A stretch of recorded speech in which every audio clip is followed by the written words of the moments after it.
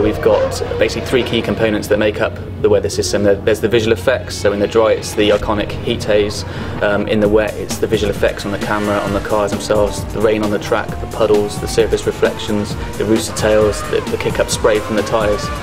The second aspect is how those visual effects tie into the track simulation. The third part of the weather system is actually the effect it has on the gameplay.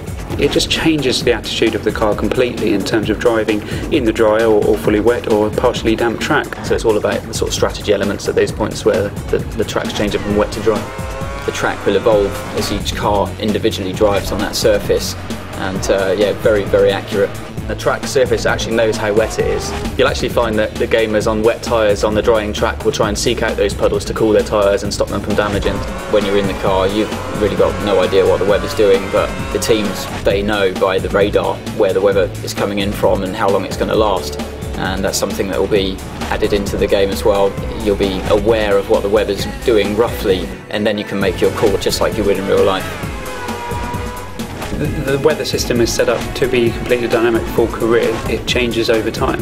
So you go to Spa, a typically very unpredictable track. You need to be prepared to alter your car balance as the race weekend progresses, so that when you're heading towards that Sunday race day, you think you've got a car set up that is going to be balanced for the predicted weather conditions. Players can be going along outside the points, and maybe they make a gamble, the clouds come in, the sky's darken, and maybe you preempt that the rain's going to come there and you change your tyres early, and the player choice is going to be critical at those stages. It brings that new element of launching a multiplayer game with Monaco in a heavy downpour, or Monaco in the sun, or Monaco when the rain just starts coming down. I prefer to play those kind of scenarios rather than switching tracks into reverse or playing point to point. It's about making the game that I've always wanted to play.